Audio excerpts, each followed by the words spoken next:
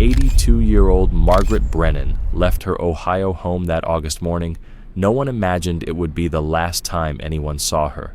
A retired school teacher on her way to a simple doctor's appointment, and then nothing. She was just gone. No signs of struggle, no phone calls, not even a clue. Until 8 months later, when a crew working deep in the forest made a discovery that changed everything. Daniel Brennan was sitting at his kitchen table, sifting through contracts, when his phone rang. Unknown number. He almost let it go, probably another robocall. But on the fourth ring, he picked up. "Mr. Brennan, this is Special Agent Patricia Chen with the Bureau. I'm calling about your mother." His heart dropped. 8 months of silence. The local investigation had long since fizzled out.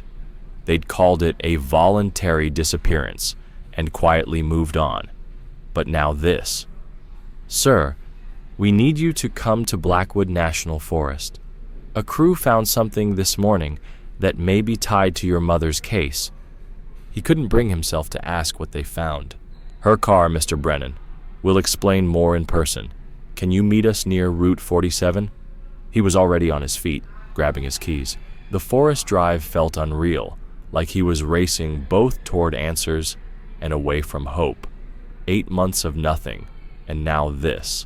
When he pulled up to the ranger station, he was met with flashing lights, marked vehicles, and that unmistakable presence of something big.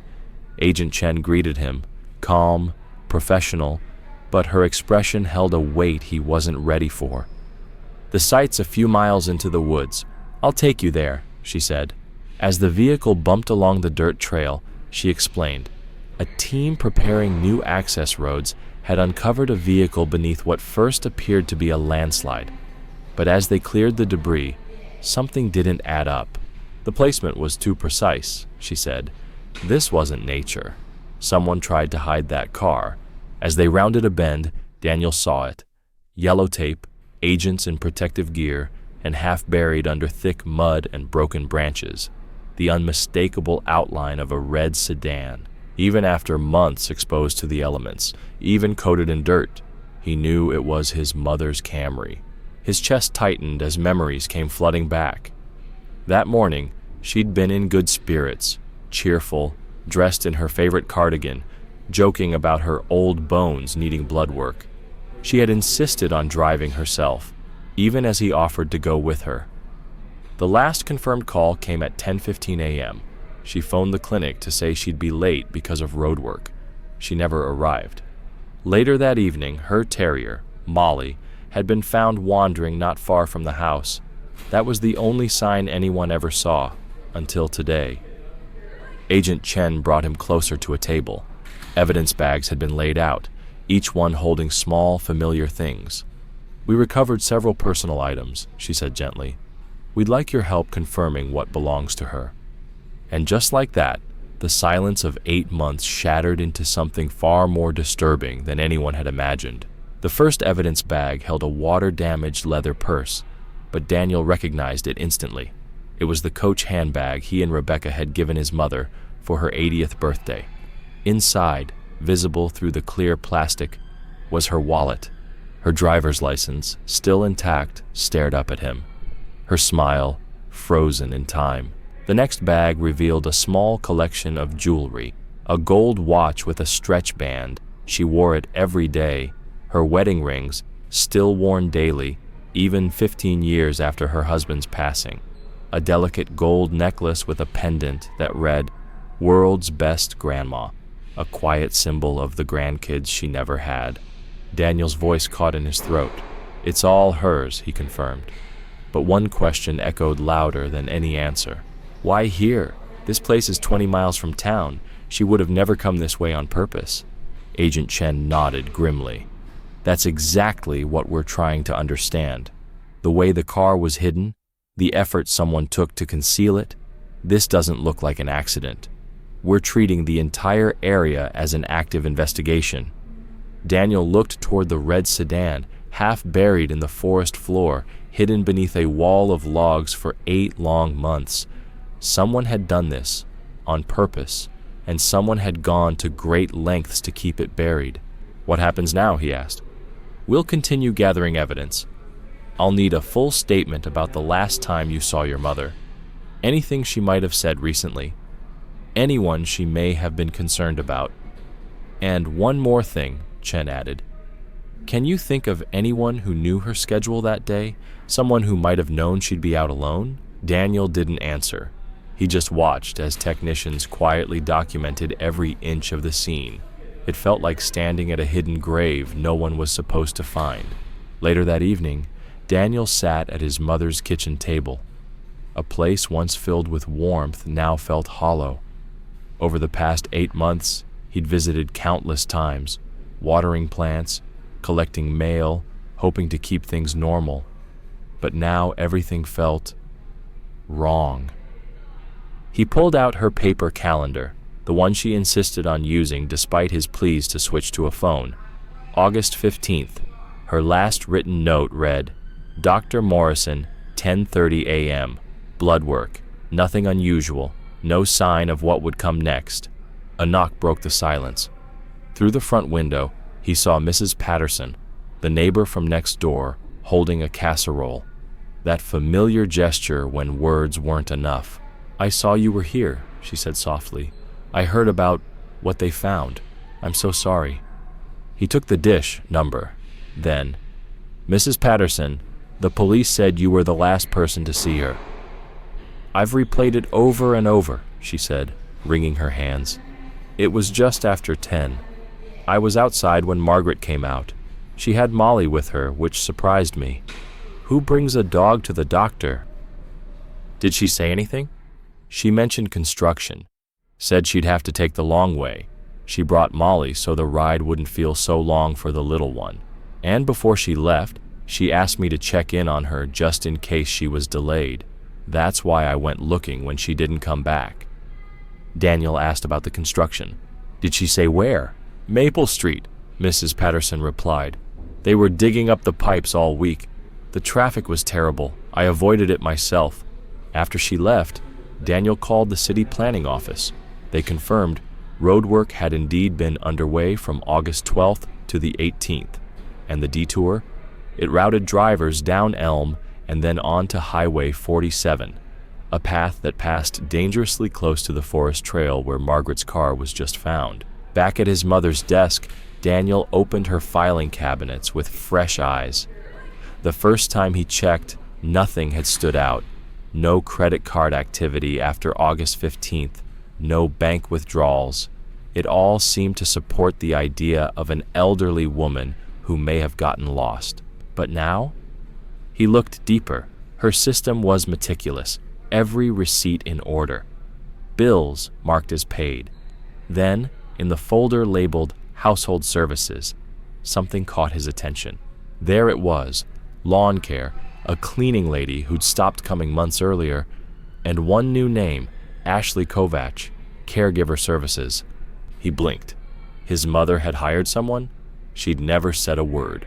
The invoices showed regular bi-weekly visits starting in January. Tasks listed included medication help, errands, conversation, light cleaning. Daniel stared at the paperwork in silence. Why didn't she tell him? And more importantly, who exactly was Ashley Kovach?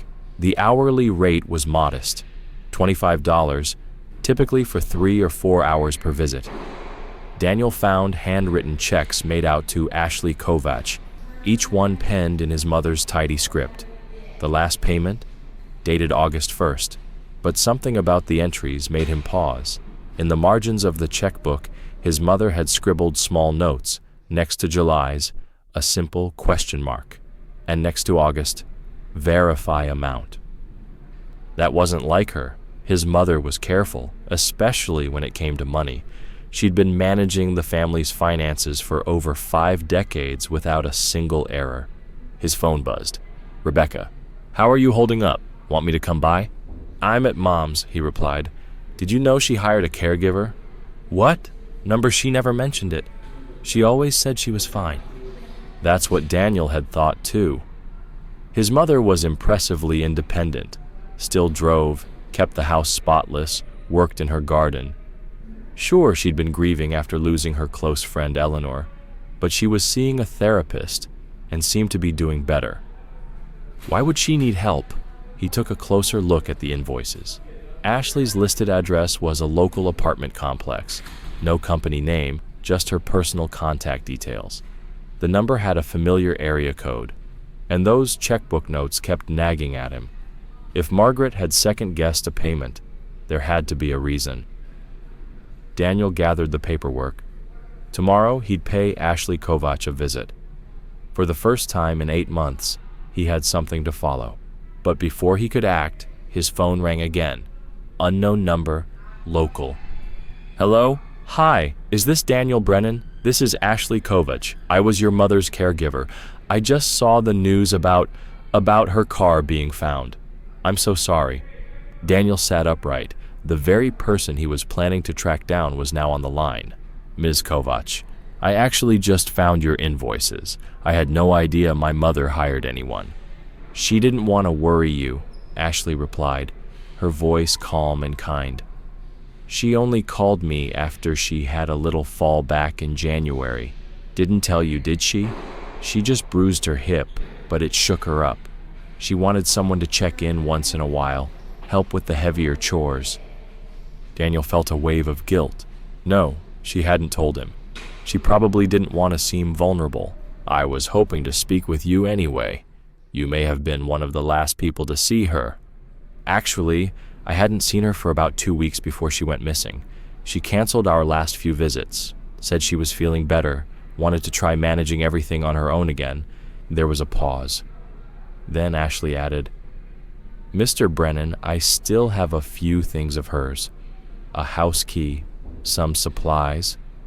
She'd asked me to pick up a blood pressure monitor, a few prescriptions. I kept meaning to return them, but after everything, I didn't know what to do.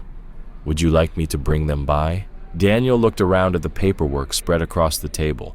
Yes, that'd help. I'm at the house now, actually. It's a lot to go through. I completely understand. Your mom was so organized. I helped her file bills and papers sometimes. If you'd like, I could help you sort through it all. I know her system. That's kind of you. When could you come by? I'm free this afternoon. I can be there in an hour. After hanging up, Daniel felt torn. Part of him was relieved.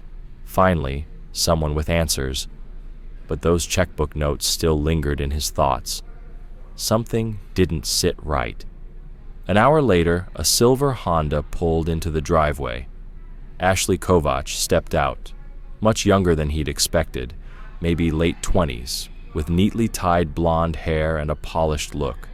Designer jeans, fitted blazer, large diamond earrings that caught the sun. Mr. Brennan, she greeted warmly, extending a hand. I'm really sorry we're meeting under these circumstances. Her handshake was confident. Up close, Daniel couldn't help but notice the luxury handbag, the gleam of a Rolex on her wrist. For someone working part-time as a caregiver, she looked very well off. Inside, she unpacked a few items from her canvas bag, the unopened blood pressure monitor, a few pill bottles, and a single house key on a delicate keychain shaped like a butterfly. She loved butterflies, Ashley said gently. That garden out back, with all the butterfly bushes, she used to talk about it all the time. Daniel nodded slowly. That detail, it was real. It was something only someone who truly knew Margaret would have mentioned, but still, the questions kept circling. Daniel felt a flicker of guilt over his earlier doubts. Maybe he was being unfair.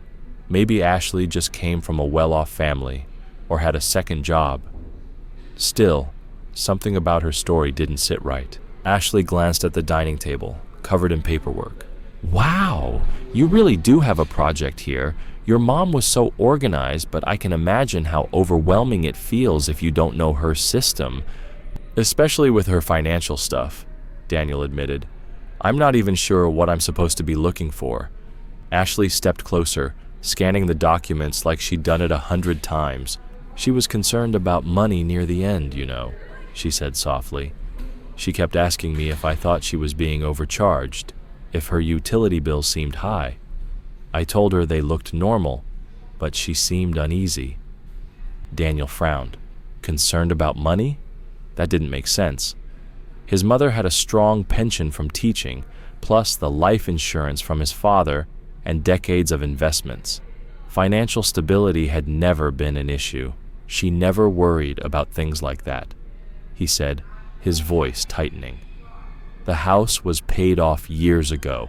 She donated to causes, never clipped coupons, never worried about spending.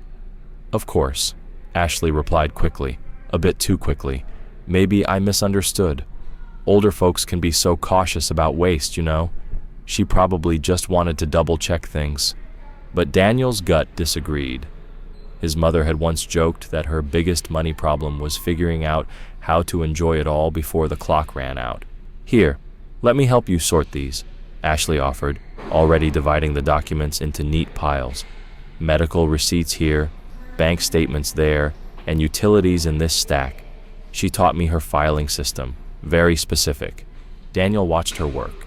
She was efficient, yes, and the details she shared about his mom did seem genuine, like how Margaret used her good china even for tea, or how she obsessed over her tomato plants when the weather turned dry. Your mother was one of the kindest clients I ever had, Ashley added, her tone soft. Some folks can be tricky, but she always treated me like family. Daniel nodded slowly, but his eyes caught the shimmer of a tennis bracelet on her wrist. He'd priced one just like it once. Not cheap. Again, he tried to shake the thought. Maybe a boyfriend? A gift? Not his business. Your other clients, he said, steering the conversation. Are they all seniors? Oh, yes, Ashley said brightly. I only take a few at a time. It's important to keep it personal. Your mom actually referred me to her friend Mrs. Chen down the street. Sweet woman. Daniel knew Mrs. Chen, another retired teacher. He made a mental note to check in on her soon. As they worked, he noticed Ashley becoming more focused, specifically on the financial records. Here's a summary of her investment account, Ashley said, holding up a statement from Fidelity. She used to worry about the markets affecting her retirement. Another red flag.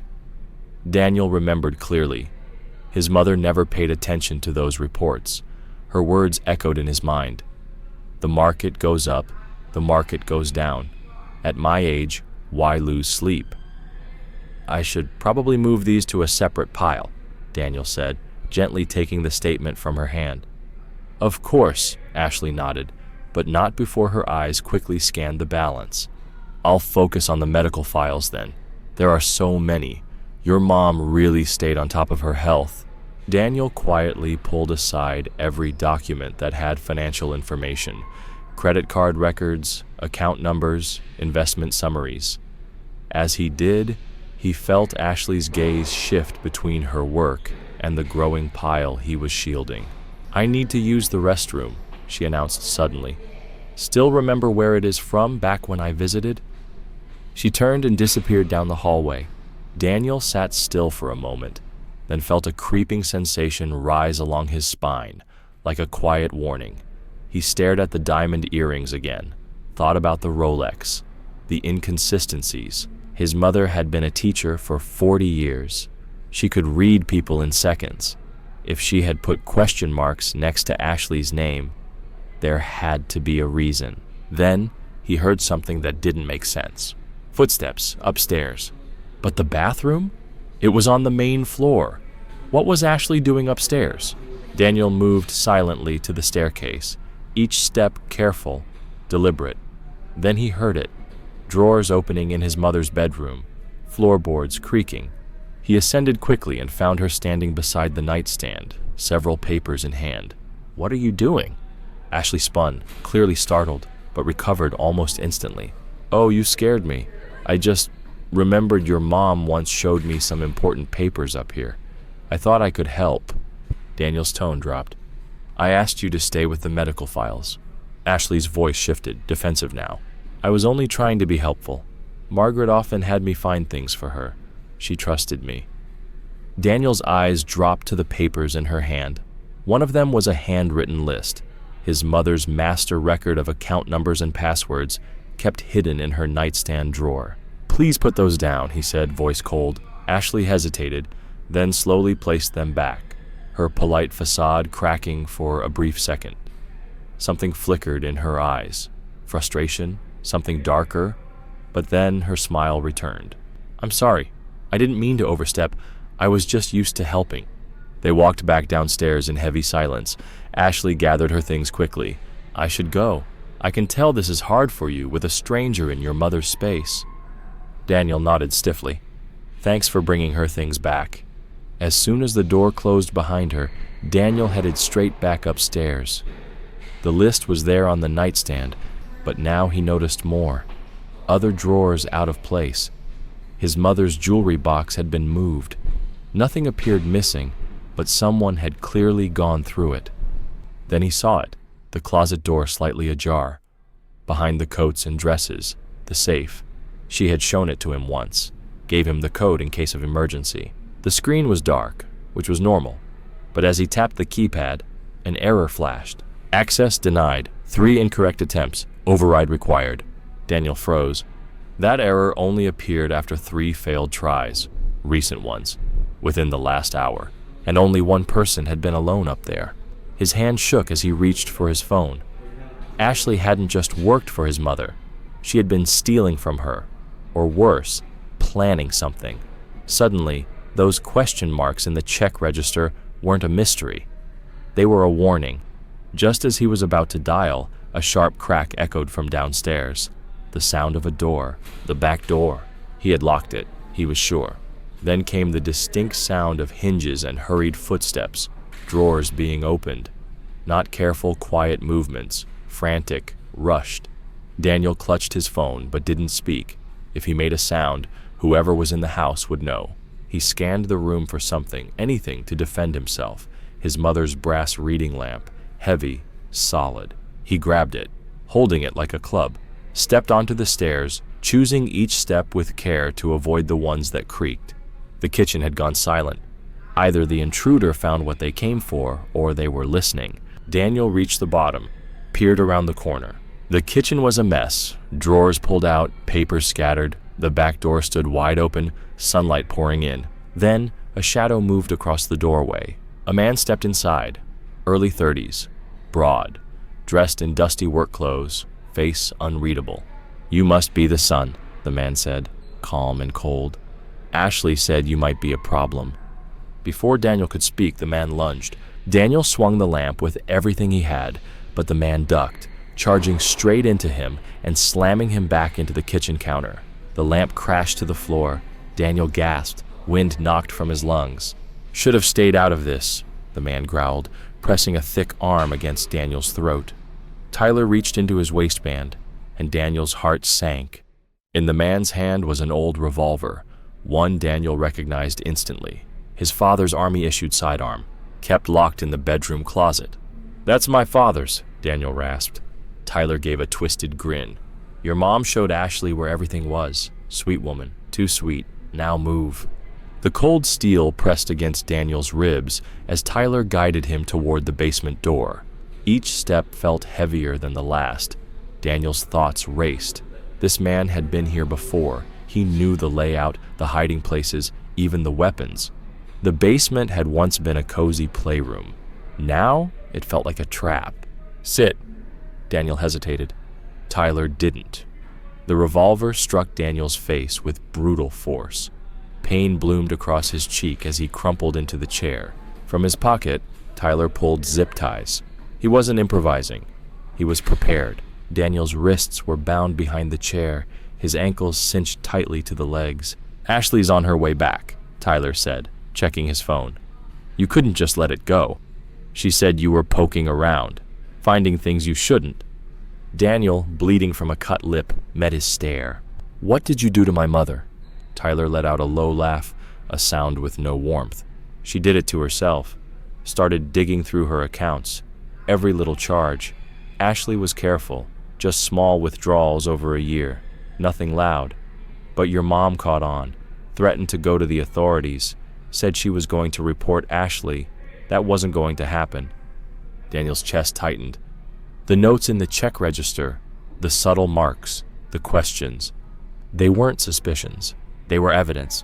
The basement door creaked open, heels on wooden steps. Ashley reappeared, her usual calm replaced by frantic tension. "His wife will come looking," she said, breathless.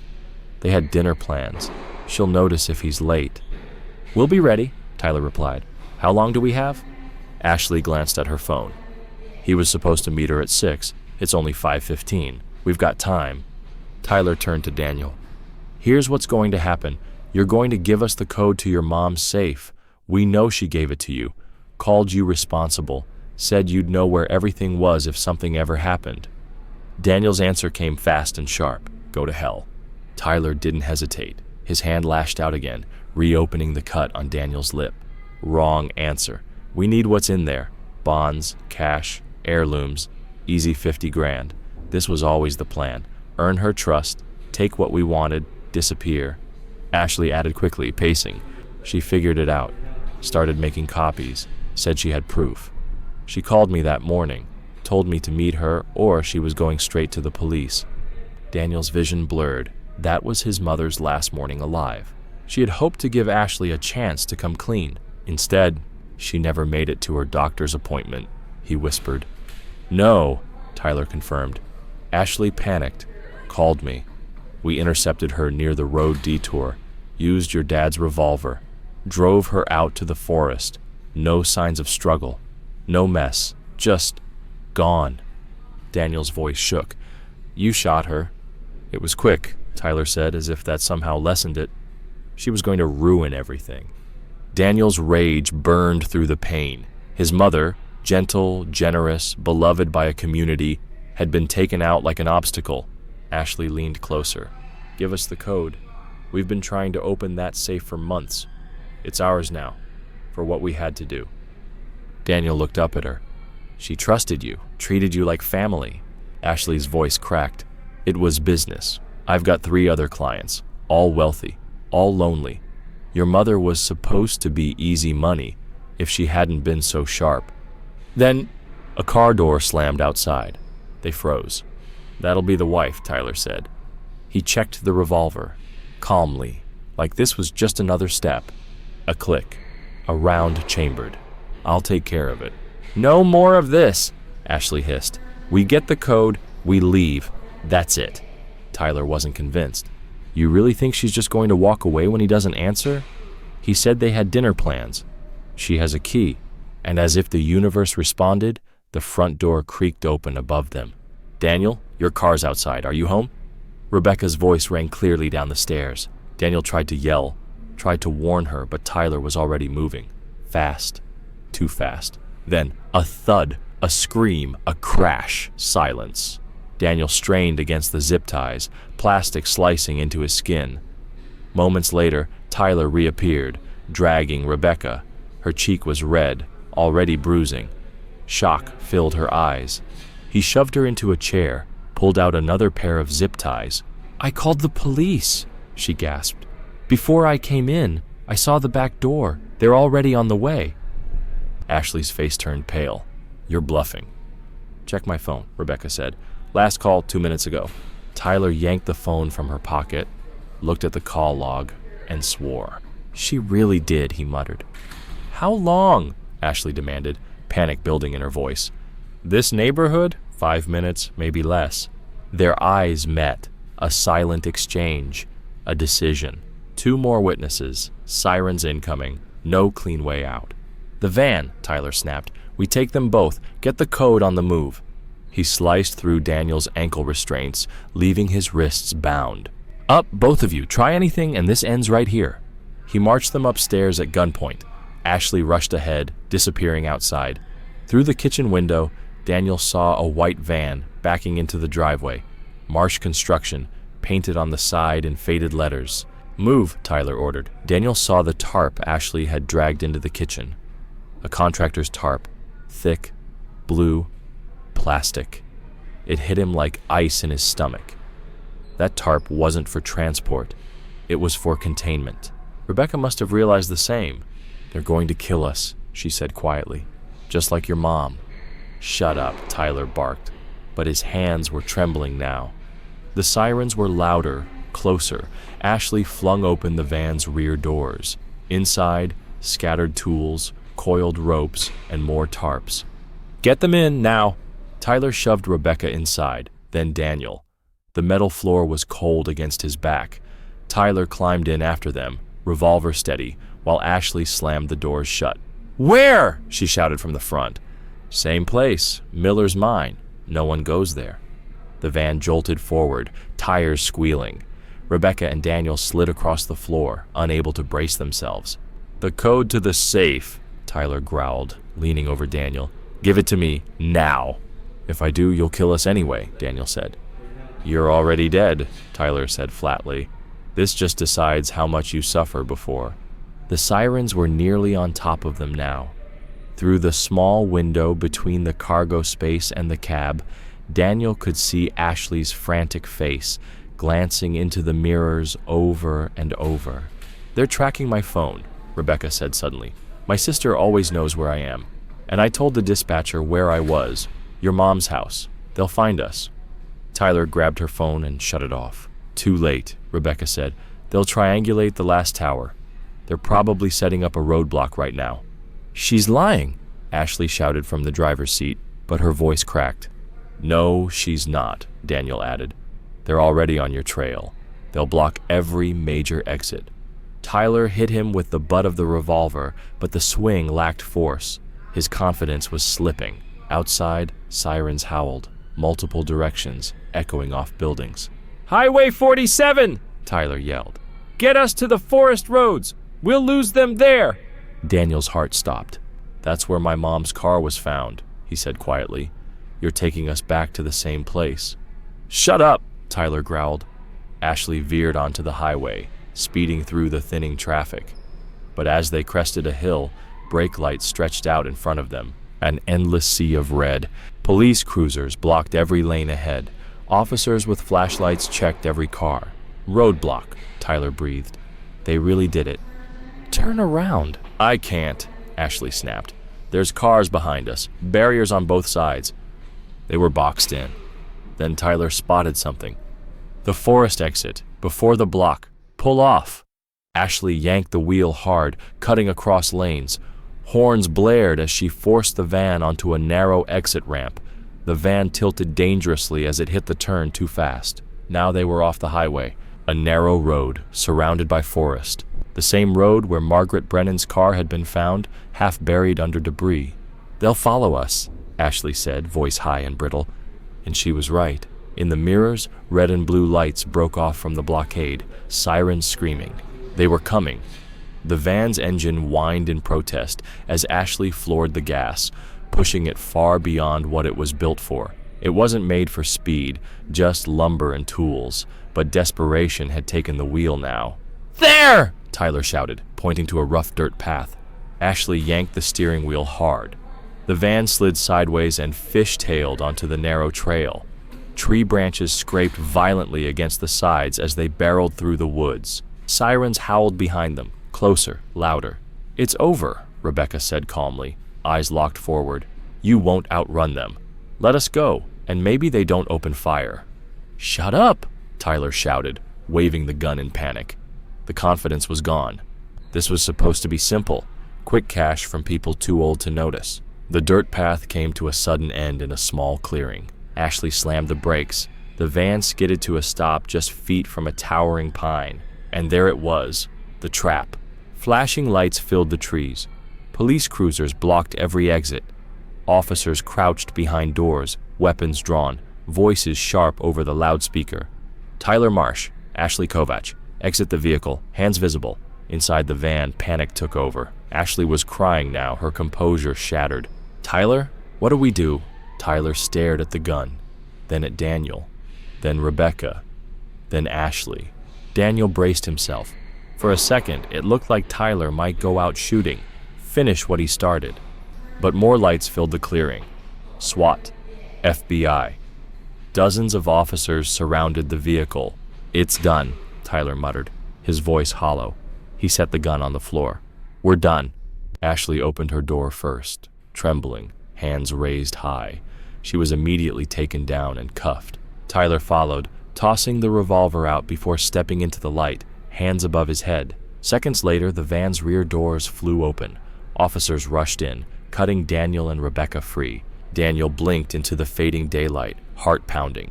"Are you injured?" an EMT asked, already checking him. "We're okay," Daniel said, though his knees buckled. "They admitted it. They took my mother's life because she caught them." An FBI agent stepped forward. "They won't see freedom again. We'll make sure of it." Daniel turned to see Tyler and Ashley being loaded into separate cruisers. Ashley was sobbing, broken. Tyler stared blankly ahead, stone-faced. 8 months of pain, silence, and questions had all come down to greed. A caregiver with a scheme, a boyfriend with no conscience, and a woman, his mother, who had seen through them both. Later, inside a brightly lit interview room at the station, Tyler Marsh sat at a metal table, hands cuffed. The swagger was gone. Across from him, Agent Chen and Detective Rodriguez, recorders running, cameras on. Behind the glass, Daniel stood with Rebecca, her hand wrapped tightly around his. He needed to hear the truth, all of it. "You're already facing serious time," Agent Chen said evenly. "Your girlfriend's talking. If you want a deal, start cooperating." Tyler looked at his lawyer. The man gave a slow, tired nod. "I want something in return. No capital charges," Tyler mumbled. "Tell us where Margaret Brennan is," Rodriguez said. "Then we'll talk." Tyler sighed and looked down at the table. "Miller's Mine," he said finally. "Old copper site off Service Road 12, 10 miles past where we left her car." Daniel's stomach turned. 10 miles. His mother had been just 10 miles beyond the search grid. "She's in the main shaft," Tyler continued. "About 60 feet down. We used concrete blocks to weigh her down. Stuff I brought from work." "Why bury the car somewhere else?" "That was Ashley's idea," he said. "She figured if anyone found it, they'd search that area. So we dropped Margaret at the mine first, then circled back, staged the scene 5 miles away, used my equipment to make it look like a landslide." "Walk us through that day," Rodriguez said. Tyler hesitated, then began. "Ashley called me around 10:30, said Margaret had confronted her, caught the forged checks, was threatening to go to the police, told Ashley to meet her at the house or she'd report everything." He paused. "Margaret never made it home." He glanced at the agents. Ashley had a key. She let herself in. They found the old revolver in the bedroom closet, Daniel's father's service weapon. Tyler admitted Ashley knew the house inside and out, every drawer, every key, every hiding place. "When Margaret called the clinic about the construction detour," Tyler said, "Ashley told me exactly where to wait.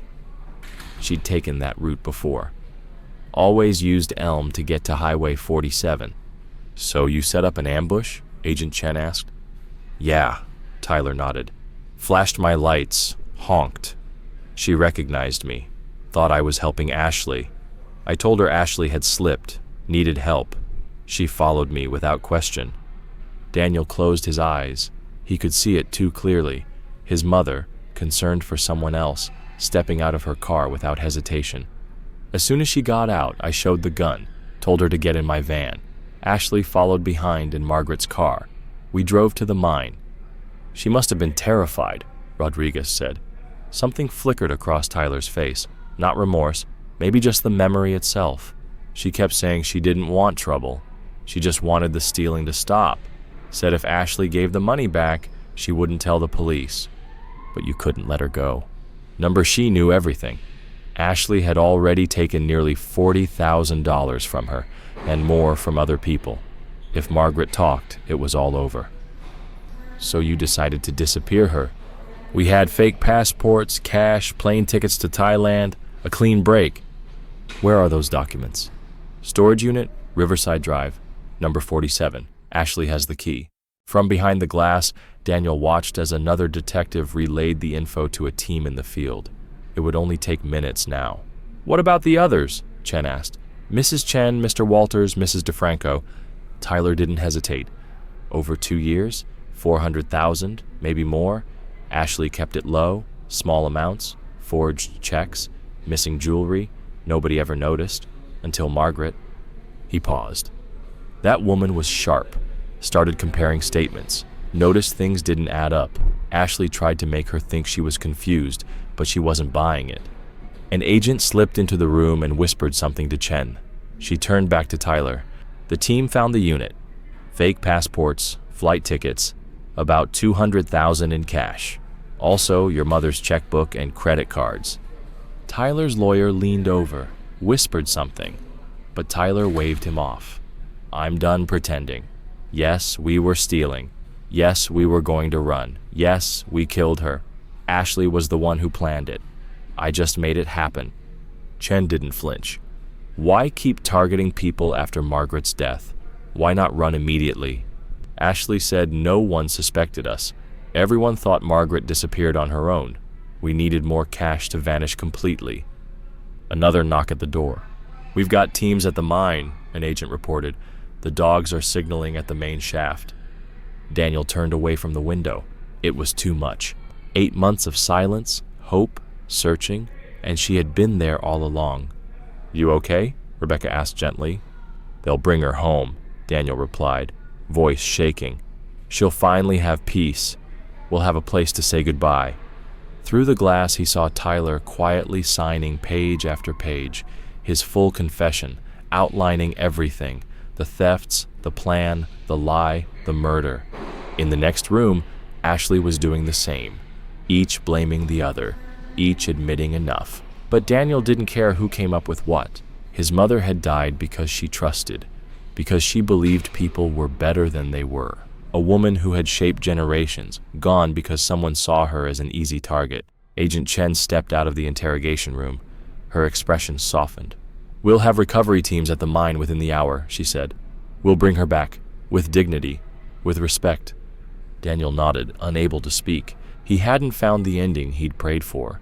No miracle, no hope. But now there was truth. There was justice. And there would be closure, a headstone, a place to leave flowers, a way to finally say goodbye.